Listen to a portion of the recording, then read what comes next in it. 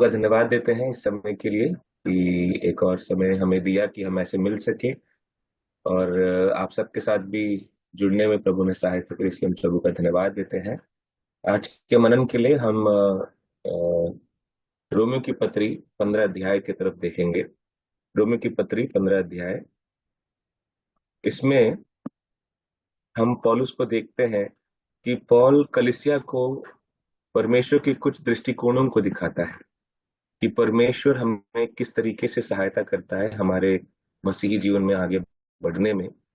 जब हम हर तरीके से परेशानी से घिरे होते हैं, हर तरीके से दुख देख रहे होते हैं, या कई बार हम थक जाते हैं, हार जाते हैं, उस समय परमेश्वर हमें कैसे सहायता करता है उसके बारे में पौलुस यहाँ प्रभु यीशु मसीह के उदाहरण से समझाता है। तो 3 वचनों को हम देखते हैं। पहला वचन हम देखते हैं, 5वां वचन 15 अध्याय के 5वें वचन में, कि धीरज और प्रोत्साहन का परमेश्वर तुम्हें तुम्हें एक मन के साथ रहने में सहायता करे। पढ़ लेते हैं। धीरज और प्रोत्साहन का दाता परमेश्वर तुम्हें ये वरदान दे कि मसीह यीशु के अनुसार आपस में एक मन रहे। यहाँ पे परमेश्वर के एक नए दृष्टिकोण को देखते हैं, वो है धीरज और प्रोत्साहन का दाता।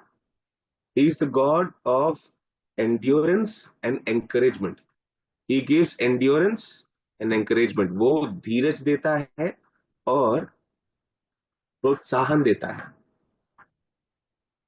विश्वासी जीवन में, कलीसिया के जीवन में हम जब आगे बढ़ते हैं और संगति में हम आगे बढ़ते हैं, कई बार हम थक जाते हैं, कई बार हम भूल जाते हैं चीजों को, कई बार हमें एक दूसरों की कमियां खलने लगती है या परेशान करने लगती है, या फिर मसीही जीवन में हम कई बार क्या कहते हैं, ये चिढ़ जाते हैं, इरिटेट हो जाते हैं कि भैया हमेशा ऐसे ही रहेगा क्या, हमेशा ऐसे ही होगा हमारे साथ, हमेशा ऐसे ही परेशान, हमेशा मीटिंग्स, हमेशा चर्च, हमेशा ये भद्र भाई आते रहते हैं हमारे घर में, हमेशा ये बहन ऐसे बोलती हैं, हमेशा ये भाई ऐसे बोलते हैं। ये सब सोच सोच के हमारा दिमाग कई बार चिंता में चला जाता है या चिढ़ जाता है, चिड़चिड़ापन हो जाता है। ऐसे में हमें धीरज देने वाला, मतलब हमें चलाने वाला, हमें टिके रहने में सहायता करता है हमारा परमेश्वर। और सिर्फ टिके रहने में सहायता नहीं करता, परंतु प्रोत्साहन देता है, प्रोत्साहित करता है कि तुम आगे बढ़ो। और ये प्रोत्साहन देने वाला कौन है?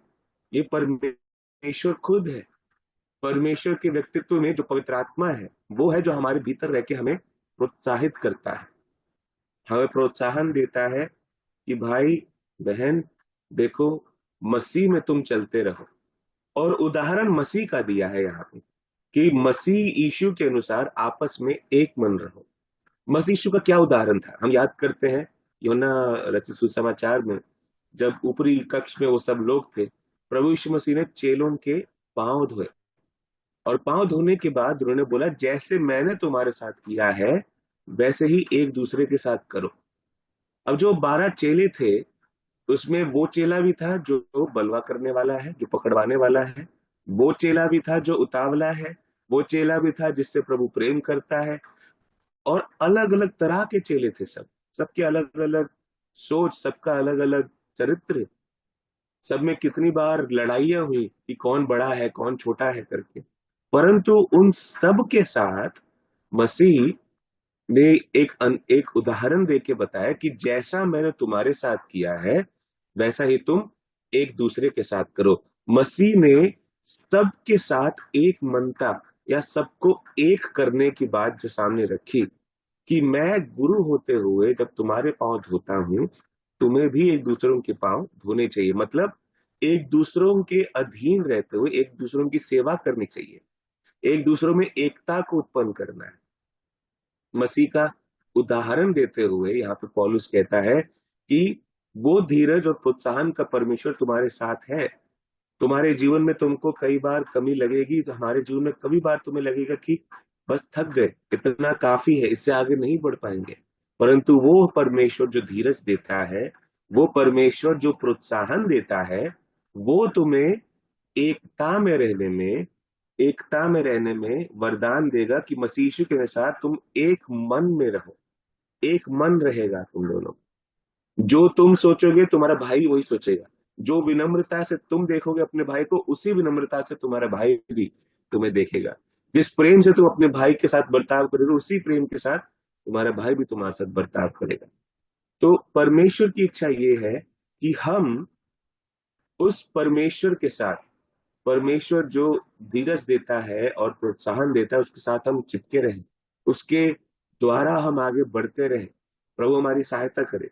दूसरा दृष्टिकोण हम देखते हैं 13वां वचन में।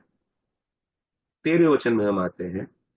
13वें वचन में लिखा है, परमेश्वर जो आशा का दाता है तुम्हें विश्वास करने में सब प्रकार के आनंद और शांति से परिपूर्ण करे, कि पवित्र आत्मा की सामर्थ्य से तुम्हारी आशा बढ़ती जाए। इस दुनिया के जीवन में अभी तक हमें सुनते सुनते आ रहे हैं कि भैया 2000 साल पहले यीशु मसीह आए थे, 2000 साल पहले यीशु मसीह हमारे लिए मारे गए, गाड़े गए, तीसरे दिन जी उठे। और इस 2000 साल के अंतराल की वजह से कई लोग अभी ये सोचने लगे हैं कि भाई ये सब शायद होगा ही नहीं। 2025 साल हो गए हैं। कुछ लोग तो ये सोचते हैं कि भाई शायद नहीं आने वाला। इसीलिए आज मसीही कलीसियाओं में नास्तिकता बढ़ रही है। नास्तिक लोग बढ़ रहे हैं। जो जवान है वो देखते हैं भैया हमारे माता पिता भी इंतजार कर रहे थे, हम लोग क्या इंतजार करेंगे, हमारे पास बाकी चीजें बहुत है। यीशु मसीह के बारे में विश्वास कि वो आने वाला है, इस विश्वास को कई लोग खो चुके हैं। इस कारण नास्तिकता की तरफ दुनिया जाती हुई हमारे खुद के मसीही कलीसियाओं के, मसीही परिवार के जवान इस तरफ जाते हुए हम देखते हैं। ऐसे में परमेश्वर जो आशा का दाता है तुम्हें विश्वास करने में सब प्रकार के आनंद और शांति से परिपूर्ण करे। परमेश्वर प्रभु यीशु मसीह के आगमन के लिए हमें आनंद और शांति की जरूरत है। आनंद किस बात की? कि मेरा प्रभु आने वाला है, मेरे प्रभु को मैं अपने आंखों से देखूंगा। जो विश्वास मैं आज करता हूं, उस विश्वास के कर्ता को मैं देख पाऊंगा। विश्वास को जिसने मेरे अंदर उत्पन्न किया है, जिस प्रभु पे मैंने विश्वास किया, उसको मैं देखूंगा, अपने आंखों से देखूंगा। पहले कुरिन्थियों 13 अध्याय में पौलुस कहता है, अभी मैं दर्पण में देखता हूं, परंतु तब आमने सामने देखूंगा, अपने उद्धारकर्ता को आमने सामने देखूंगा। थिस्सलुनीकियों की पत्री में 5वें अध्याय में प्रभु यीशु मसीह के आगमन के बारे में, धन्य आशा के बारे में पौलुस याद दिलाता है उनको, कलीसिया को याद दिलाता है। प्रियो, प्रभु यीशु मसीह के आगमन के लिए आनंद के साथ बाट जोड़ना जरूरी है। और कई बार इंतजार करते करते हमारा आनंद कम हो जाता है। क्यों? क्योंकि हम लगता है कि भाई और कितना समय। दुनिया में इतनी सारी चीजें हैं जो हमारा ध्यान भटकाती हैं। दुनिया में इतनी सारी चीजें हैं जो अपने ओर हमें आकर्षित करती हैं। ऐसे में प्रभु यीशु मसीह के आगमन की आशा को आनंद के साथ बाट जोड़ना बहुत जरूरी है। और दूसरा पहलू उसमें है शांति। प्रभु यीशु मसीह आने वाला है मेरे अंदर, तो ये दुख क्लेश जो आज हम इस दुनिया में झेलते हैं वो छोटा लगता है। प्रकाशित वाक्य में हम क्या पढ़ते हैं कि वहां ना रोना होगा, ना आंसू होंगे, ना दुख तकलीफ, कुछ नहीं होगा, क्योंकि वहां हमारा परमेश्वर हमारे साथ होगा, हम अपने उद्धारकर्ता के साथ होंगे। तो ये तात्कालीन जो परेशानी है, तात्कालीन जो दुख है, क्लेश है, टेम्पोररी जो ट्रबल्स है, ये हमें छोटे लगते हैं। And it gives peace to us. ये हमें शांति देता है। ये बात, ये ये रियलाइजेशन, ये जानकारी हमें शांति देती है कि हाँ, मेरा प्रभु यीशु मसीह आने वाला है। और मेरे जो इस जगत के जो क्लेश आज मैं देख रहा हूं, या जो दुख तकलीफ जो आज मैं भुगत रहा हूं, वो कल छोटे लगेंगे। इसलिए प्रभु यीशु मसीह के आगमन के लिए आनंद और शांति के साथ बाट जोड़ना जरूरी है। इस कारण, क्योंकि हम इंसान हैं और कमजोर हैं और हम थक जाते हैं, परमेश्वर जो आशा का दाता है हमें विश्वास करने में सहायता करता है। पहले हम क्या देखते हैं? हमें धीरज देता है और प्रोत्साहन देता है वो परमेश्वर, क्योंकि हम कई बार एकता से या एक मन होने से चूक जाते हैं। दूसरे दृष्टिकोण से हम प्रवेश परमेश्वर पिता को देखते हैं, जो हमें विश्वास करने में सहायता करता है, क्योंकि वो आशा का दाता है। तीसरे पॉइंट पे हम आएंगे। तीसरा दृष्टिकोण, तीसरा दृष्टिकोण कहता है 33 वचन में,